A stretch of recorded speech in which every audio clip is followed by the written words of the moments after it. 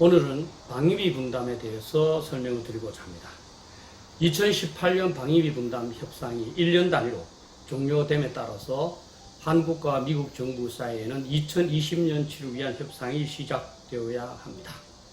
이와 관련해서 언론에서는 미국의 트럼프 대통령이 비공식적인 자리에서 한국에게 50억 달러, 약 6조 원을 부담해야 한다는 입장을 피력했다고 전하고 있습니다.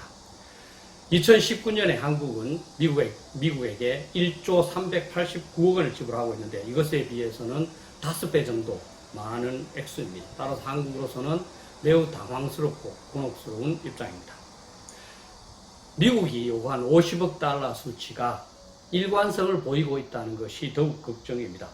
한국 일부 언론에서는 지난 7월 23일과 24일에 한국을 방문한 존 볼튼 미 국가안보보좌관이 방위비 분담 증액을 요구하면서 50억 달러의 수치를 제시했다고 보도했습니다. 그리고 그것이 트럼프 대통령의 뜻이라고 전달되었다고 했습니다.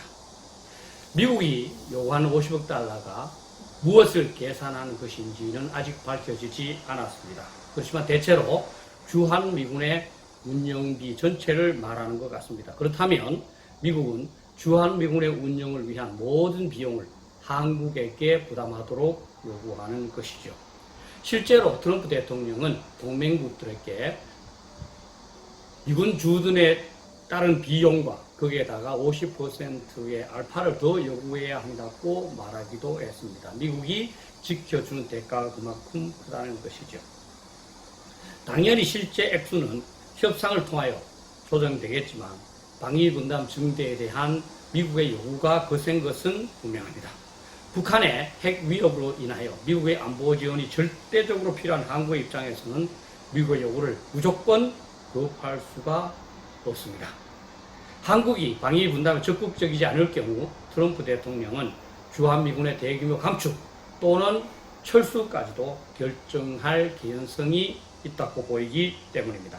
실제로 지난 2018년 싱가포르 미국 정상회담 후 기자회견장에서 트럼프 대통령은 장기적으로 주한미군이 철수해야 할 것이라는 입장을 언급하기도 했습니다.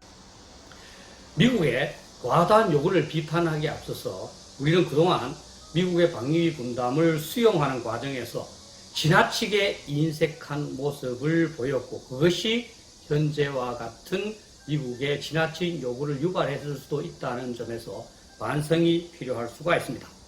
국내 정치인들이나 일부 시민들이 지나치게 반미적인 시각에서 방위 분담을 거부함으로써 미국에게 부정적 인식을 심어줬고 따라서 미국의 입장에서는 한국이 아무리 많은 방위 분담을 해도 모자란다고 생각하게 되었다는 것입니다. 대통령을 비롯한 지도자들이 미국의 입장을 이해한다는 식으로 미국의 요구를 순화시킨 뒤에 실무 차원에서 조용하게 협상을 했었더라면 하는 우회가 있습니다. 그렇게 했다라면 미국이 지금처럼 부정적으로 압박하지는 않았을 수 있습니다.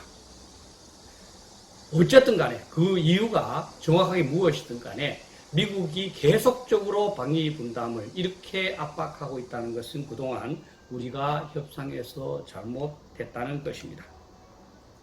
방위 분담은 우리가 미국에게 일방적으로 주는 돈이 아니라 미국의 안보 지원에 감사한다는 표시이고 이를 통해서 주한미군의 전력을 최대한 활용하는 어떻게 보면 효율적인 국방의 방법입니다. 그런데도 일부에서는 미군이 이자놀이를 한다든지 과도한 요구를 한다는 그런 비판이 많았고 따라서 미국 및 주한미군들에게 상당히 자존심을 상하게 만들었을 수 있습니다. 그리고 현재 냉전이 종료된 후에 미국에게 방위비 분담을 하는 국가는 일본과 한국뿐입니다. 미국의 입장에서 보면 일본은 협조적이지만 한국은 비협조적으로 대조될 수 있습니다. 따라서 한국에게 강한 압박을 가하고 있다고 봅니다. 이를 보면 방위 분담에 관한 한 일본에 비해서 한국이 훨씬 미숙했다 이렇게 볼 수 있습니다. 또한 현재 문재인 정부가 과거 방위비 분담에 비협조적이었던 노무현 정부를 계승함에 따라서 방위비 분담에 비협조적일 것이라고 미국 정부가 짐작하는 것 같습니다.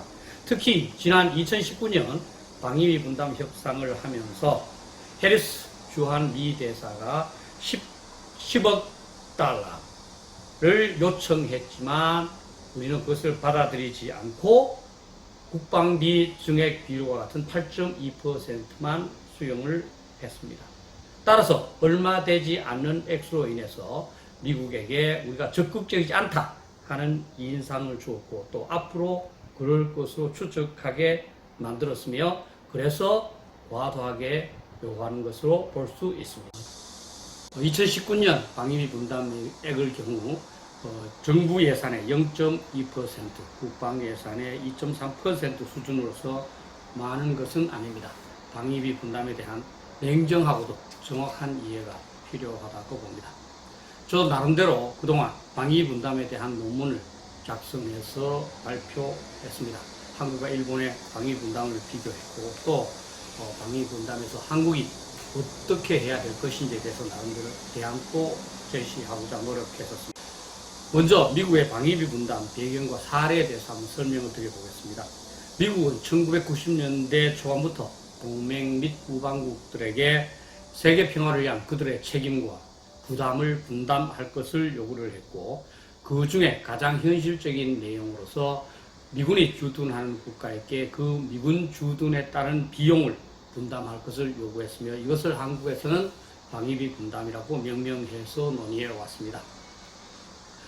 동맹국인 한국은 유사시 미국의 해구산을 포함한 확장 억제가 필수적이기 때문에 미국의 요구사항을 어느 정도 수용하지 않을 수 없다는 것이 고민입니다.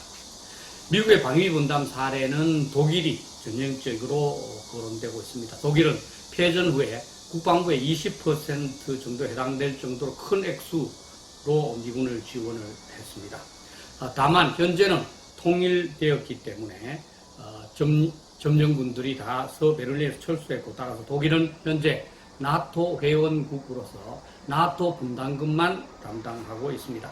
나토 분담금의 경우 참고로 말씀드리면 미국이 현재 예산의 22%를 담당하고 있고 독일이 14% 그리고 영국과 프랑스가 10% 정도 그렇게 해서 각 국별로 GDP 규모에 따라서 분담을 하고 있습니다. 일본의 경우가 한국과 매우 유사합니다. 역시 미군 지휘 협정, 소파라고 그러죠. 그 미군 지휘 협정에 근거해서 토지와 시설을 무상으로 공유하고 있고요. 그리고 그 소파에 의하면 각자의 비용은 각자가 담당하도록 되어 있기 때문에 일본도 미국과 특별 협정을 맺어서 미군이 요구하는 바를 매년 지원해주고 있습니다. 일본은 그들이 매년 발간하는 일본의 방위, Defense of Japan이라는 방위백서의 세부적인 항목을 상세하게 제시하고 있습니다. 다만 한국과 일본은 지원 항목이 다소 달라서 직접적으로 비교하기는 어렵습니다. 다만 제가 나름대로 비교를 해봤을 때 대체적으로 4배 내지 7배 정도 일본이 많이 분담하는 것으로 보입니다. 2019년의 경우 한국은 1조 원이지만 한국의 방위비 분담과 유사한 항목을 제가 집계해 보니까 일본은 3,900억 엔 정도로서 우리로 말하면 약 4조 2, 3천억 한 4배 정도 됩니다. 그리고 오키나와 기지 이전과 관련해서 또 이제 그 주변의 민간인들을 무마하기 위한 차원에서 일본 정부가 상당한 예산을 담당하고 있고 이것을 전부 합치면 한 7배 정도가 됩니다. 당연히 토지 등을 비롯한 간접 지원도 일본은 한국에 비해서 많습니다. 우리가 방위비 분담을 해온 사례를 한번 살펴보겠습니다. 우리는 1991년까지는 소파 미군 지휘 협정에 근거해서 토지를 제공하고 세금만 감면해 줬습니다. 그런데 미군이 계속적으로 요구함에 따라서 어쩔 수 없이 1991년부터 시작을 했고 그것이 최초의 1억 5천만 달러였습니다. 1억 5천만 달러에서 당시에는 미군 비용의 3분의 1까지 우리가 담당한다는 그 기준이었기 때문에 최초에는 한 20% 정도씩 증가를 했고 대체적으로 2000년대 초반까지는 한 10% 정도씩 매년 증대를 했습니다. 그러다가 2000년대 후반부터는 2 내지 4%로 증대를 시켰고, 그리고 2019년에 그 중에서 가장 많게 8.2%, 즉 한국의 2019년도 국방비 증액 비율과 동일한 비율을 적용을 해서 미군을 지원을 했습니다. 방위비 분담은 함부로 사용되는 것은 아닙니다. 현재 크게 사용되는 항목은 세 가지입니다. 미군 기지의 유지와 관리를 위한 한국인 근로자에 대한 임금을 지불하는 것이고, 미군 군수물자의 이동 비용을 지원하는 것이고, 미군 주둔에 따라서 필요해지는 비전투 시설을 증가하는 겁니다. 2018년의 경우를 보면 인건비의 경우에는 한 39% 정도, 군사 건설비에는 한 46% 정도, 군수 지원비에는 15% 정도의 비율로 방위비 분담을 사용하고 있습니다. 일부에서는 미군이 함부로 사용할 수 있는 것으로 생각하지만 그렇지는 않습니다. 미군이 한국에 그 지원을 요구하는 것은 나름대로 논리가 있습니다. 앞에서 설명한 바와 같이 가장 넓은 의미로서는 부담 분담이 있고, 그 중에서 비용 분담이 있습니다. 그게 부담 분담에는 당연히 우리 다국적군 활동이라든지 이런 것이 포함됩니다. 또 비용 분담에는 현재 우리가 지원하고 있는 1조 정도의 그 직접적인 비용뿐만 아니라 세금 감면, 토지 비용의 간접적인 것도 전부 계산하고 있습니다. 우리 한국은 지금까지 1 내지 5년 단위로 계속적으로 특별협정을 맺어서 방위비 분담을 지원해 왔습니다. 앞에서도 말씀드렸지만 최초에는 조금 그 비용의 상승이 가팔랐지만 최근에는 줄어들고 있었고, 현재는 8.2% 증액으로 최근 들어서 가장 많은 금액 비용을 증액했습니다. 그럼에도 불구하고 현재 한국이 미국에게 방위비 분담에 인색하다는 인상을 준 것은 분명합니다. 트럼프 대통령은 한국이 제공하는 방위비 분담을 푼돈으로 표현하기도 했습니다. 일본은 나름대로 적극적으로 방위비 분담을 감당한다는 인상을 주고 있고, 따라서 현재 미국의 방위비 분담 요청의 직접적인 대상이 되는 나라는 한국이 되어서 다소 곤란한 입장입니다. 앞으로 방위비 분담에 대해서 우리가 접근해야 할 방향에 대해서 말씀드리고자 합니다. 첫째, 이 총액형, 1년에 얼마씩 준다는 것을 결정하는 방식에서 벗어나서 항목형, 어떤 항목을 미군이 지원해달라 그러면 그 항목의 타당성을 판단해서 지원 여부를 결정하는 게 필요하다고 생각합니다. 현재 이것은 일본이 시행하고 있는 방식입니다. 총액을 하다 보니까 그만큼 총액을 둘러싸고 상당한 밀고 당기기가 생기고, 따라서 동맹이 조금 손상받는 그러한 그 현상이 나타나기 때문입니다. 일부에서는 한국은 총액형, 일본은 소요형으로 구분하면서 소요형으로의 전환을 말하고도 있습니다만, 필자의 입장에서는 일본은 미국이 필요로 하는 것을 다 제공해 주는 것이 아니라 항목별로 필요성 여부를 검토해서 준다는 차원에서 항목형으로 제가 불렀고, 그래서 우리도 총액형보다는 항목형으로 전환할 필요가 있다고 주장하는 것입니다. 그리고 주한미군이 발생하는 비용 중에서 한국이 부담해야 할 항목, 그리고 미군이 부담해야 할 항목, 그리고 양국이 공통으로 분담해야 할 항목을 정해서 거기에 따라서 나름대로 적정하게 분담하는 것이 필요하다고 생각합니다.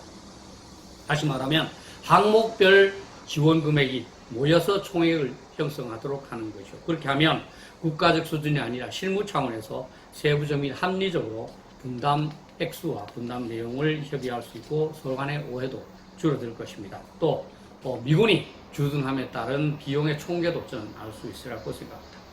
둘째는 방위비 분담에 대한 지나친 인색한 태도를 교정할 필요가 있습니다. 한국의 경우에 방위비 분담에 대해서 지나치게 부정적인 의견이 형성되어 있어서 우리가 나름대로 상당한 액수를 지원하면서도 미국으로부터 부정적인 인상을 받고 있습니다.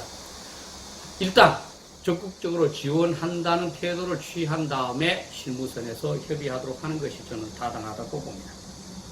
이러한 점에서 셋째, 방위비 분담 협상은 저는 실무진에게 위임하는 것이 필요하다고 생각합니다. 고위층이 관여할수록 한미 동맹에 영향을 주고 그만큼 타결이 어렵기 때문입니다. 한미 양국 실무자가 협의하도록 한 상태에서 양국 정부는 실무 합의의 결과를 수용하는 그러한 방식을 따를 필요가 있습니다. 그리고 정부는 국내 정치나 국민 여론을 휘둘릴 것이 아니라 국가적인 필요성을 감안해서 방위 분담을 책임성 있게 토론하고 결정해야 될 것이라고 생각합니다. 특히 방위 분담의 조건이나 액수보다는 한미동맹 전체 시각에서 접근해야 된다고 봅니다. 넷째, 방위비 분담 내역에 대해서 국방부가 상세하게 설명을 해서 국민들의 이해를 충진할 필요가 있습니다. 방위비 분담은 한국인 근로자에 대한 인건비, 그 다음에 군사 건설비, 그 다음에 시설비 등으로 대부분의 항목이 정해져 있습니다. 그런데도 불구하고 국방부가 자세하게 설명해 주지 않기 때문에 일부 국민들은 미군이 아무렇게나 사용할 수 있는 것으로, 특히 미군 예산을 대체하는 것으로 인식하고 있습니다. 언론과 지식인도 방위비 분담의 실체에 대해서 정확한 내용을 파악해서 국민들에게 전달할 필요가 있고, 특히 루머가 아닌 사실에 근거해서 건전한 국민 여론 형성되도록 협조해야 한다고 봅니다. 결론적으로 방위비 분담에 대하여 불만을 표시하거나 중국에 반대하는 것은 쉽습니다. 그러나 북한의 핵 위협으로부터 우리의 안전을 보장하고자 한다면 핵 우산을 포함하는 미국의 확장 억제에 의존할 수밖에 없고, 그렇다면 방위비 분담을 어느 정도 수용하지 않을 수 없습니다. 현 트럼프 대통령은 다른 어느 대통령보다도 방위비 분담을 강조하고 있습니다. 아메리카 퍼스트라는 그가 제시한 정책의 가장 가시적인 증거라고 보기 때문입니다. 트럼프 대통령의 인식을 교정하기 위한 노력도 전개하면서도 트럼프 대통령의 요구를 적극적으로 수용하는 태도를 보임으로써 현 상황을 슬기롭게 극복해 나가는 것이 필요하다고 봅니다. 미국을 최대한 활용하는 것이 한국에서는 매우 중요합니다. 미국은 세계 최강의 군사력과 국력, 외교력을 갖고 있기 때문입니다. 1년에 1, 2조 정도의 비용으로 미군을 최대한 활용할 수 있다면 더욱 효율적인 국방이라고도 할 수 있습니다. 미국 입장에서는 한국과 일본을 언제나 비교할 것입니다. 따라서 한국은 방위비 분담에 관한 정책을 결정을 할 때 자체적인 논의만 추진할 것이 아니라 일본이 어떻게 하는지를 면밀하게 살펴서 일본에 비해서 크게 못하지 않는 범위 내에서 미국의 요구를 수용하고자 노력할 필요가 있다고 봅니다. 참고가 됐으면 좋겠습니다.